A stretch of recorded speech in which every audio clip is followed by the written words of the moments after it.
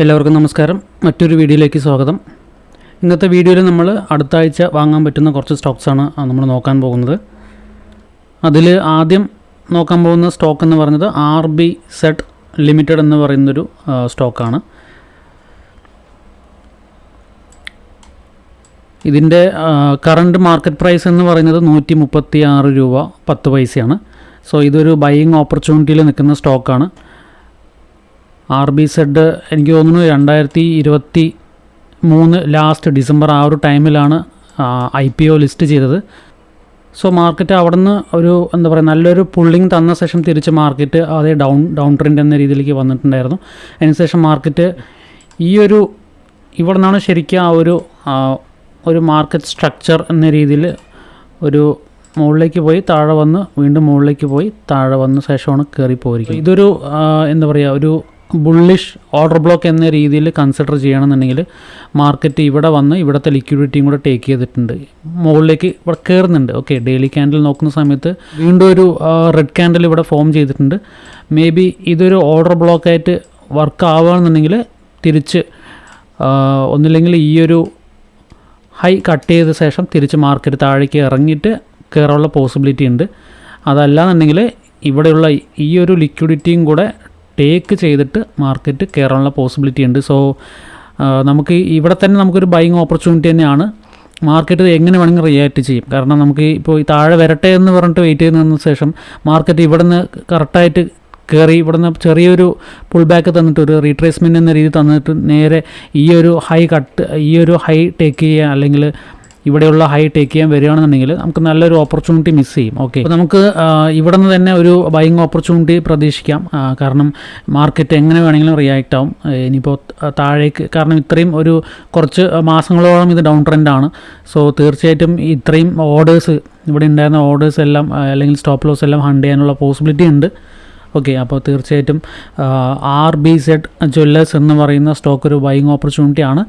In case market താഴെ വരികയാണെങ്കിൽ പോലും നമുക്ക് നല്ലൊരു ബൈയിങ് ഓപ്പർച്യൂണിറ്റിയാണ്. ഡിപ്പിലേക്ക് നമുക്ക് ഇറങ്ങുന്തോറും നമുക്ക് നമുക്ക് ഷെയർ വാല്യൂ കുറഞ്ഞ് കിട്ടുന്നത് നല്ലൊരു ഓപ്പർച്യൂണിറ്റി തന്നെയാണ്. ഓക്കെ, ഇതൊരു ഒരു ജ്വല്ലറി സ്റ്റോക്കാണ്, ലൈക്ക് കല്യാൺ ജ്വല്ലേഴ്സ് പോലുള്ള സ്റ്റോക്കാണ്. സോ ഡെഫിനറ്റ്ലി ഇത് മുകളിലേക്ക് വരാനുള്ള പോസിബിലിറ്റി ഉണ്ട് ഗോൾഡ് മാർക്കറ്റിൻ്റെ ആ ഒരു ട്രെൻഡ് അനുസരിച്ച്. ഓക്കെ, അടുത്ത സ്റ്റോക്ക് എന്ന് പറയുന്നത് യെസ് ബാങ്ക് ആണ്. യെസ് ബാങ്ക് എന്ന് പറയുന്നത് മാർക്കറ്റ് നല്ലൊരു ഡൗൺ ട്രെൻഡിന് ശേഷം മാർക്കറ്റ് ഒരു സ്ട്രക്ചർ ബ്രേക്കൗട്ട് നൽകി തിരിച്ച് റീട്രേസ്മെൻറ്റ് എന്ന രീതിയിലേക്ക് മാർക്കറ്റ് വന്നിട്ട് ഇവിടെ ഉണ്ടായിരുന്ന ഈ ഒരു ലിക്വിഡിറ്റി ടേക്ക് ചെയ്തിട്ടുണ്ട്. ഓക്കെ, ഇനി ഈ ഒരു ലിക്വിഡിറ്റി ടേക്ക് ചെയ്യാനുള്ള പോസിബിലിറ്റി ഉണ്ട്. ഓക്കെ, താഴെ മാർക്കറ്റ് തിരിച്ച് ഇറങ്ങിയ ശേഷം ഇവിടെ നിന്ന് എൻട്രി ഇവിടുത്തെ ലിക്വിഡിറ്റി ടേക്ക് ചെയ്തിട്ടുണ്ട്. അതുപോലെ ബ്രേക്ക് ഓഫ് സ്ട്രക്ചർ, രണ്ട് സൈഡും ബ്രേക്ക് ഓഫ് സ്ട്രക്ചർ എന്ന രീതിയിലേക്ക് വന്നിട്ടുണ്ട്.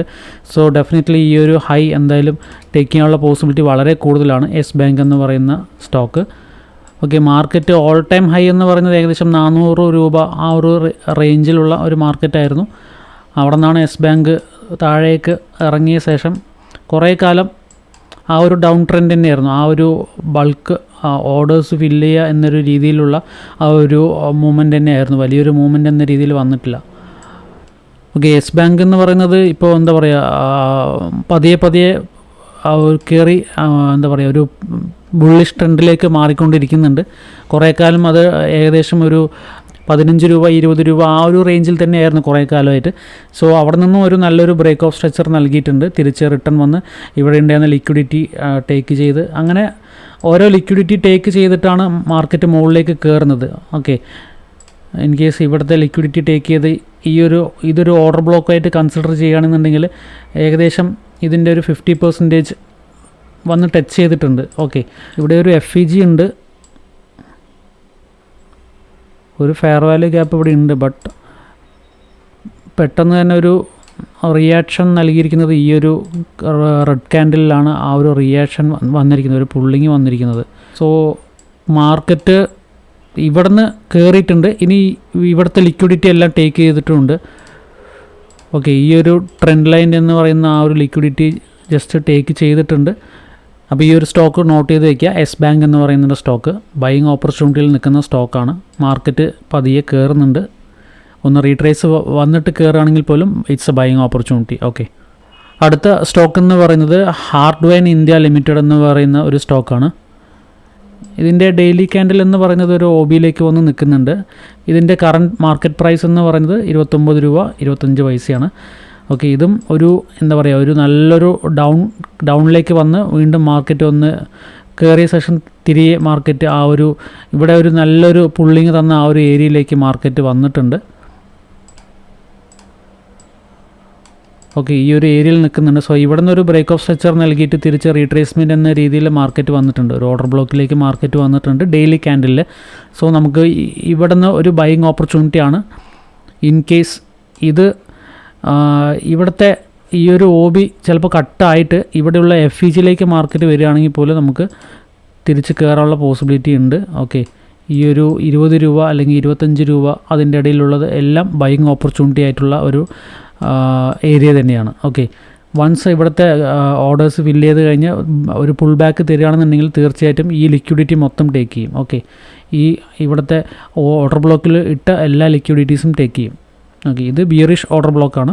സോ ഇൻ കേസ് ബിയറിഷിലേക്ക് മാർക്കറ്റ് ഇപ്പോൾ ഇവിടെ ബ്രേക്ക് ഓഫ് സ്ട്രക്ചർ ഇത്രയും വലിയൊരു ബ്രേക്ക് ഓഫ് സ്ട്രക്ചർ നൽകിയ ശേഷം മാർക്കറ്റ് തിരിച്ച് ഈ OBയിലേക്ക് വന്നിട്ട് വീണ്ടും താഴേക്ക് വരികയാണെങ്കിൽ പോലും നമുക്കൊരു ബൈയിങ് ഓപ്പർച്യൂണിറ്റി തന്നെയാണ്. കാരണം മുകളിലേക്ക് പോയിട്ട് താഴെ വരികയാണെങ്കിൽ നമുക്ക് ഇവിടെ നിന്ന് ബൈ ചെയ്ത് കഴിഞ്ഞാൽ തീർച്ചയായിട്ടും അത് നമുക്ക് നമ്മുടെ സെർട്ടൺ 10% എന്ന് പറയുന്നത് അച്ചീവബിൾ തന്നെയാണ്. ഇപ്പോൾ ഈ ഒരു 29 രൂപ അല്ലെങ്കിൽ 30 രൂപയ്ക്ക് നമുക്ക് വാങ്ങുകയാണെങ്കിൽ പോലും 10% എന്ന് പറയുന്നത് 3 രൂപയാണ്. 30 രൂപയുടെ 10% എന്ന് പറയുന്നത് 3 രൂപയാണ്.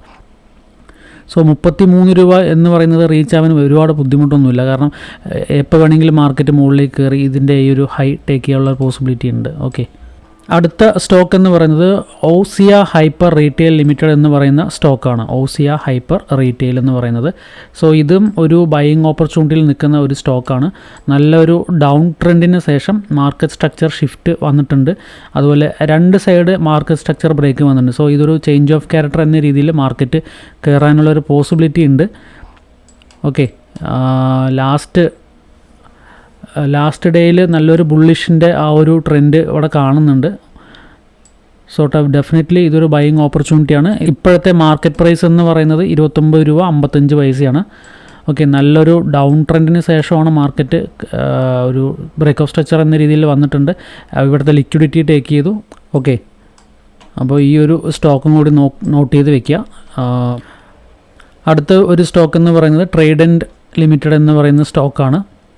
ഓക്കെ, ഇതും ഒരു ബൈയിങ് ഓപ്പർച്യൂണിറ്റിയിൽ നിൽക്കുന്ന സ്റ്റോക്കാണ്. ഒരു നല്ലൊരു ഡൗൺ ട്രെൻഡിന് ശേഷം മാർക്കറ്റ് ഒരു ബ്രേക്ക് ഓഫ് സ്ട്രക്ചർ നൽകി തിരിച്ച് ആ ഒരു OBയിലേക്ക് മാർക്കറ്റ് വന്ന് വീണ്ടും മുകളിലേക്ക് കയറിയിട്ട് തിരിച്ച് മാർക്കറ്റ് ഇവിടെ ഉണ്ടായിരുന്ന ഈ ഒരു ലിക്വിഡിറ്റിയും ടേക്ക് ചെയ്തിട്ടുണ്ട്.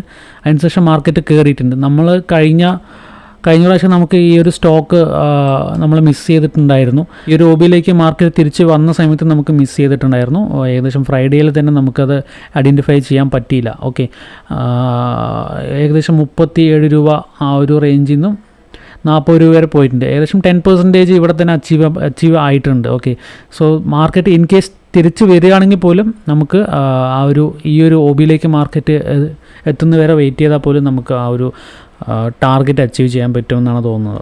ഓക്കെ, അപ്പോൾ നമ്മൾ ഇന്ന് ഏകദേശം ഒരു 5 സ്റ്റോക്സാണ് നമ്മൾ റെക്കമെൻഡ് ചെയ്തിരിക്കുന്നത്. ഇപ്പോൾ ഈ ലിസ്റ്റിൽ കാണുന്നതാണ് നമ്മൾ ഇന്ന് കൊടുത്തിരിക്കുന്ന സ്റ്റോക്കുകളും അതിൻ്റെ കറണ്ട് മാർക്കറ്റ് പ്രൈസ് എന്ന് പറയുന്നത്. സോ ഇത് അടുത്ത ആഴ്ചയ്ക്ക് വാങ്ങാൻ പറ്റുന്ന സ്റ്റോക്കുകളാണ്. നോട്ട് ചെയ്തിട്ട് നിങ്ങളുടേതായിട്ടുള്ള അനാലിസിസും കൂടി ചെയ്ത ശേഷം നല്ല സ്റ്റോക്ക് പിക്ക് ചെയ്ത ശേഷം നിങ്ങൾ അത് നമ്മുടെ ഈ ഒരു പ്രൊജക്റ്റ് 5K എന്ന് പറയുന്ന ആ ഒരു സീരീസിന് വേണ്ടിയിട്ട് നല്ല രീതിയിൽ തന്നെ മുന്നോട്ട് പോകാൻ ശ്രമിക്കുക. അപ്പോൾ അടുത്ത ഒരു വീഡിയോയിൽ പുതിയൊരു കണ്ടൻറ്റുമായിട്ട് എത്താം.